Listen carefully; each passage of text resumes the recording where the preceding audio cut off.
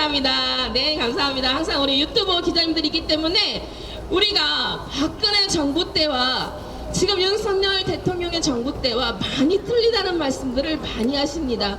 그때와 지금은 똑같지 않다. 다 이게 누구의 공입니까? 예, 깨어있는 유튜버 기자님들이 있기 때문에 그 공이 있지 않을까 우리가 항상 이 말을 하고 있습니다. 너무나도 항상 추운 날씨에 고생하시는 유튜버 기자님들을 위하여 다시 한번 박수 한번 보내주세요. 감사합니다. 네, 다음 순서 이어가도록 하겠습니다. 다음 발언자 모십니다. 주은숙 원장님이십니다. 내 아이 부자로 키우는 엄마의 경제 수업의 책을 집필하시고 전 대학 교수이시며 학원 강사를 10년 동안 하셨습니다. 멋있는 주은숙 원장님 모셔서 발언 듣도록 하겠습니다. 박수와 함성을 질러주세요. 안녕하십니까. 방금 소개받은 주은숙입니다. 오늘은 저는 여러분께 조금은 특별한 저의 이야기를 소개해드리려고 합니다. 저는 만 10년 동안 영어 학원을 운영했던 전직 학원장이고 전 민주당 권리당원이었습니다. 전 민주당 권리당원이었던 제가 어떻게 민주당을 탈당하고 현재 보수 우파로 이렇게 목소리를 내게 되었는지, 그리고 저는 오늘 이 자리에 계신 부모님들께 이 한 가지를 여쭙고 싶습니다. 우리 부모님들은 나의 자식에게 어떤 국가를 물려주고 싶은지 여기에 대해 함께 생각해보는 시간을 갖도록 하겠습니다. 사실 이 무대가 저에게는 굉장히 특별합니다. 저는 바로 인천 부평 청천동 금호 2차 맞은편에서 학원을 10년 동안 운영했습니다. 혹시 청천동에서 오신 분 있으신가요? 네, 반갑습니다. 저는 인생의 대부분의 시간을 정치적 무관심자로 살았습니다. 내일 하나 똑바로 잘하는 게 국민으로서 할 수 있는 최대한의 애국이라 생각하며 저는 정치적 무관심자로 살았던 저는 아주 우연한 계기로 민주당 권리당원이 되었습니다. 여러분 혹시 세월호 참사를 기억하십니까? 네. 저는 결혼을 하지 않았고 아이가 없습니다. 하지만 20년 동안 아이들을 가르쳤고 학부모님들과 가까운 곳에서 그들과 소통했습니다.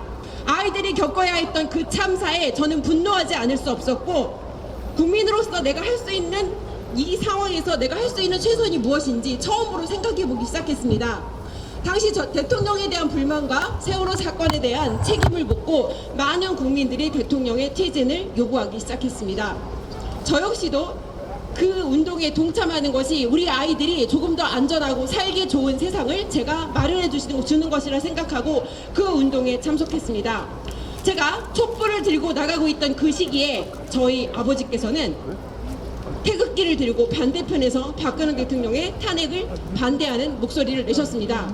저는 당시 태극기를 들고 나가시던 어르신들이 돈봉투를 받고 나간다는 그들의 말에 세뇌가 되어서 정말 어르신들이 봉투를 받고 나간다고 생각했습니다. 너무 죄송합니다.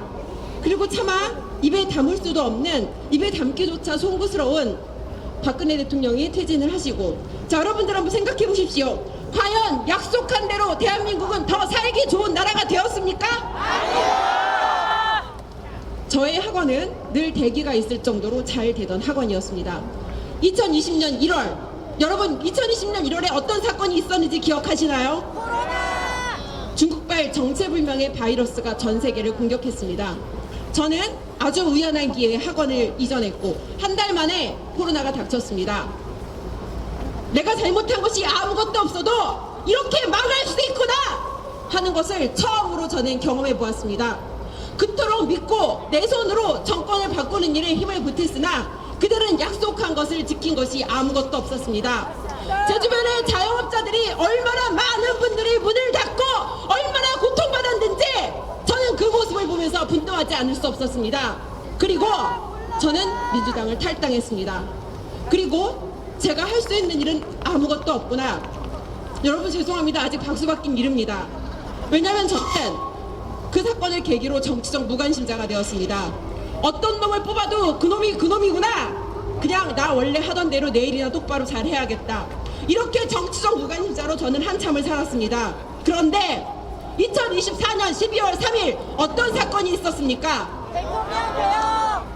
비상계엄이라는 이 시대에 맞지 않는 매우 이상한 사건이 일어났습니다.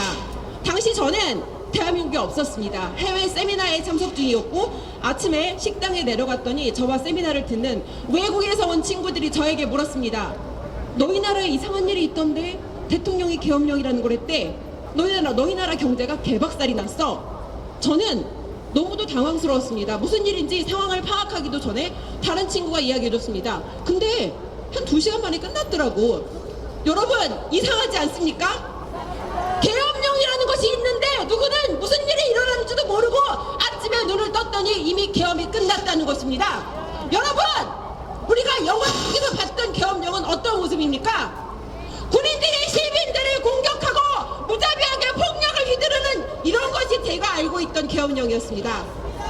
처음에는 대통령이 정신이 어떻게 되신 거 아닌가? 지금 이 시대의 계엄령이 웬 말인가? 라는 의문을 가져보기도 했습니다. 하지만 곧 저는 이상하다라는 생각을 했습니다. 대통령으로서는 아무것도 얻을 것이 없고 민주당이 주장하는 대로 내란죄가 성립될 경우 대통령께서 어떤 리스크를 지시는지 알고 계십니까? 네. 대통령은 자신의 인생을 걸고 자신의 목숨을 걸고 자신의 대통령직을 걸고 국민들을 깨우기 위해서 계엄령을 선택하실 수밖에 없었습니다. 매우 이상하다는 의문을 가졌던 저는 합리적으로 제 의문에 대한 답을 찾아보기 시작합니다. 여러분, 그런데 예전에 저를 세뇌시켰던 JTBC는 예전과 조금도 다르지 않았습니다. 아니, 조금 더 심해졌더라고요. 레거스 미디어에서는 진실을 찾아볼 수 없었습니다. 저는 제 스스로 우리 아버지를 세뇌시켰다고 생각했던 그 유튜브를 하나하나 찾아보며 팩트 체크를 하기 시작했습니다. 그라운드스라는 유튜브 채널에서 김성원 씨께서 이것은 특정 정당 간의 싸움이 아니라 좌파 우파의 싸움이 아니라 자유 대한민국과 자유 대한민국을 해치려는 자들의 싸움이다. 국민들의 주권과 안전과 자유를 지키기 위한 싸움이다. 이 말씀을 듣고 저는 지난 저의 바보 같은 행동을 진심으로 후회했습니다. 그리고 제가 틀렸다는 것을 알지만 반대편으로 돌아가서 목소리를 내는 것은 굉장한 용기를 필요로 합니다. 저는 일단 저희 아버지께서 계신 광화문 광장을 따라 나갔습니다. 그리고 지금 이 시점에 내가 할 수 있는 일은 무엇인지 생각해보기 시작했습니다. 자, 여러분, 대통령께서 비상계엄 선포하신 이유를 알고 있으십니까? 네! 민주당의 탄핵 몇 번인가요? 여러분, 민주당은 탄핵을 위해 태어난 정당입니까? 29번의 줄탄핵 뿐만 아니라 예산을 삭감하는 방식으로 대통령의 팔다리를 묶고 손발을 잘랐습니다. 심지어 그 예산 중에는 우리 국민들의 먹거리가 걸려있고 국민들에게 이득이 될 수 있는 것조차 윤석열이 잘 돼서 국민들의 사랑을 받고 성과를 내는 것을 견딜 수 없던 그들은 무차별하게 예산을 삭감했습니다. 어떤 이렇게 짓거립니다. 그까짓 거 예산 몇 퍼센트 삭감한 거 가지고 왜 그렇게 난리냐고. 자, 여러분, 국가의 예산과 가정의 살림살이 예산은 다릅니다. 예산이 허락되지 않은 항목에 대해서는 집행을 할 수가 없습니다. 알고 계십니까? 저는 민주당을 지지하던 과거의 저의 실수를 만회할 수 있는 방법을 찾고자 그때 제가 알지 못했던 진실을 알리기 위해서 유튜브를 시작했습니다. 그리고 전 민주당 권리당원 광화문 집회 나가는 충격적인 이유라는 주제의 영상으로 85만 명에 가까운 조회수를 기록하며 많은 분들의 공감을 얻고 있습니다. 여러분, 주은숙을 아직 팔로우하지 않으신 분들은 이 자리에서 주은숙을 팔로우 해주시기 바랍니다. 여러분들을 대신해서 제가 진실을 계속해서 알리도록 하겠습니다. 여러분, 저는 평생 교통 위반 한 번을 해보지 않았습니다. 속도 위반 한 번을 해보지 않았습니다. 그런 제가 헌법재판소 앞에서 이것이 불법이 될 수도 있다라는 리스크를 무릅쓰며 대통령을 지키기 위해서 저는 목소리를 냈습니다. 그리고 그 자리에서 저는 매우 충격적인 모습을 보게 되었습니다. 계엄령이라는 비상식적인 행동으로 국민들을 위기에 몰아넣었던 대통령. 그런데 그 대통령에서 국민들이 끝도 보이지 않는 화환을 보냈습니다. 여러분, 알고 계셨습니까? 그리고 대통령을 위해서 헌재 앞에 나가서 눈보라가 몰아치는 날 국민들은 꿋꿋하게 버티지 않고 꿋꿋하게 버티면서 대통령을 지키는데 힘을 실었습니다. 자, 여러분, 그런데 아직도 깨어나지 깨어나지 못한 사람들이 너무도 많습니다. 전 국민이 이 추위에 영하 10도가 가까운 이 날씨에 이렇게 뛰어나와서 목소리를 내는데 깨어나지 않는 그자들은 도대체 무엇을 하는 사람들이란 말입니까? 지금은 내 체면을 따질 때가 아닙니다. 하필 우리한테 이럴 게 뭐가 있습니까? 대통령은 목숨을 걸고 싸우셨습니다. 이제는 우리가 그 대통령을 지켜야 할 때입니다. 여러분 동의하십니까? 자, 여러분 제가 여러분들께 몇 가지 제안사항을 드리겠습니다. 계속해서 광장에 나와서 목소리를 내주십시오. 여러분들 주변에 깨어나지 않은 사람들이 있다면 제발 정신 차리라고 저의 유튜브 링크를 보여주십시오. 자, 여러분 구호 외치고 마치겠습니다. 자, 대한민국 파이팅! 윤석열 대통령 파이팅!